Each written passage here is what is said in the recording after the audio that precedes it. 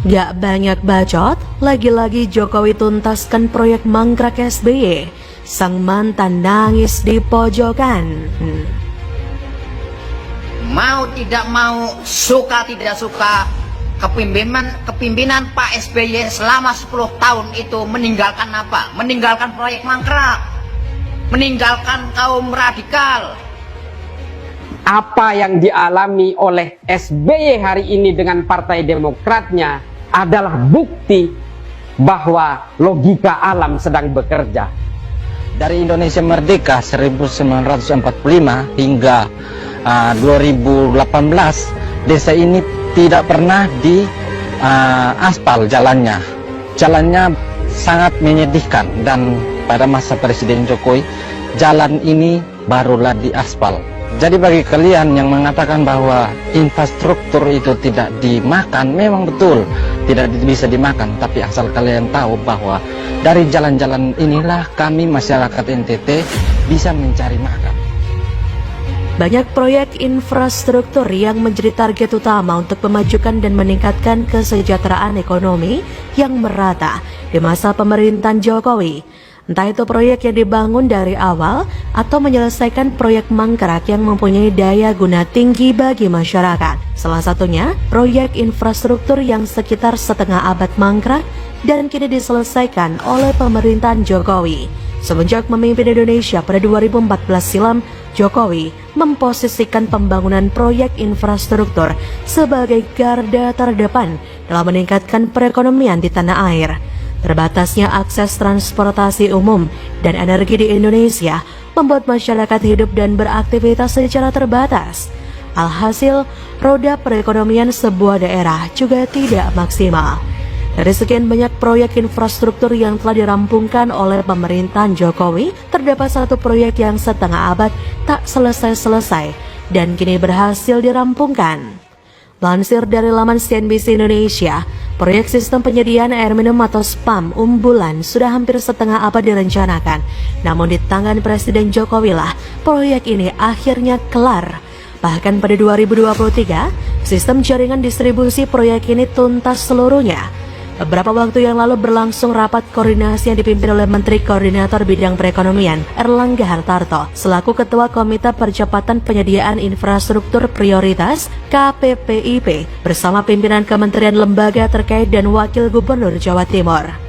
Pertemuan ini untuk membahas mengenai percepatan pelaksanaan Peraturan Presiden Nomor 80 Tahun 2019 tentang percepatan pembangunan di kawasan Gresik, Bangkalan, Mojokerto, Surabaya, Sidoarjo, Lamongan, kawasan Bromo Tengger, Semeru, serta kawasan Selingkar Wilis dan Lintas Selatan. Salah satunya adalah kelanjutan dari proyek SPAM Umbulan. Proyek untuk meningkatkan ketersediaan air bersih dan air minum ini dibuat untuk masyarakat dan industri. Kementerian PUPR sudah berkomitmen untuk mendukung melalui dana DAK 2022-2023, khususnya untuk infrastruktur jaringan distribusinya.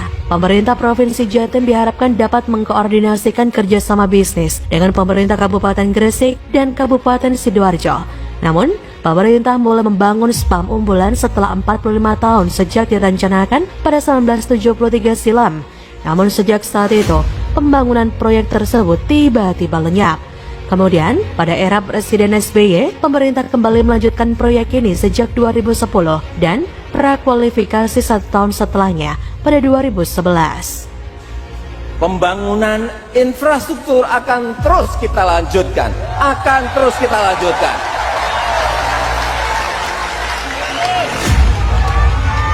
Infrastruktur yang besar-besar telah kita bangun.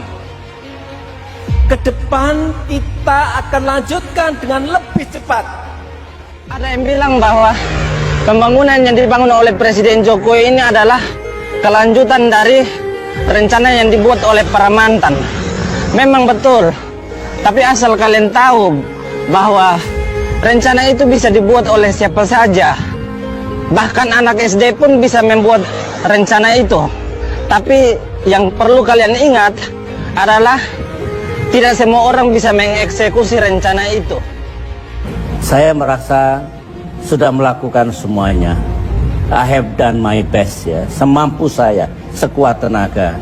Nah, saya menyadari bahwa setelah 10 tahun banyak yang bisa kami capai konkret, hasilnya nyata, dunia juga mencatat, tetapi juga ada yang belum sepenuhnya saya capai.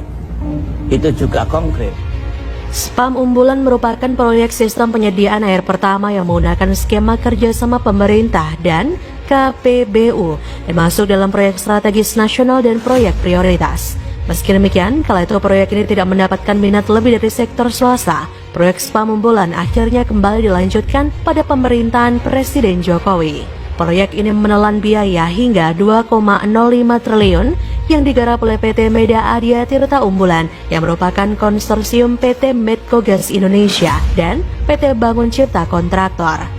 Investasi proyek Spam Umbulan bertujuan mengalirkan air curah dengan kapasitas produksi sebesar 4.000 liter air per detik dengan jaringan sistem transmisi dari mata air Umbulan kelima PDAM di Provinsi Jawa Timur. Masing-masing perusahaan tersebut adalah PDAM Surabaya, PDAM Kabupaten Pasuruan, PDAM Kota Pasuruan, PDAM Kota Sidoarjo, PDAM Kota Gresik. Jadi melihat kinerja Jokowi yang selalu memperhatikan kesejahteraan rakyat dalam memenuhi kebutuhan air bersih dan air minum, membuktikan bahwa kinerja Jokowi lebih baik dan lebih kompleks daripada pemimpin-pemimpin sebelumnya, terutama SBY. Bukan cuma proyek yang tersendat karena ketidaktegasan sistem kepemimpinan di masa lalu dan rumitnya birokrasi, juga proyek yang sepertinya sudah mustahil untuk diselesaikan pun kelar tanpa tersisa, dilibas habis oleh jeripaya Jokowi. Maka dari itu, Indonesia sangat beruntung dianugerahi seorang Jokowi yang bekerja keras dan cerdas. Sehingga proyek mangkrak yang berpotensi merugikan keuangan negara itu pun bisa diubah menjadi potensi investasi dan ladang pendapatan untuk rakyat dan negara. Jadi bagaimana menurut Anda?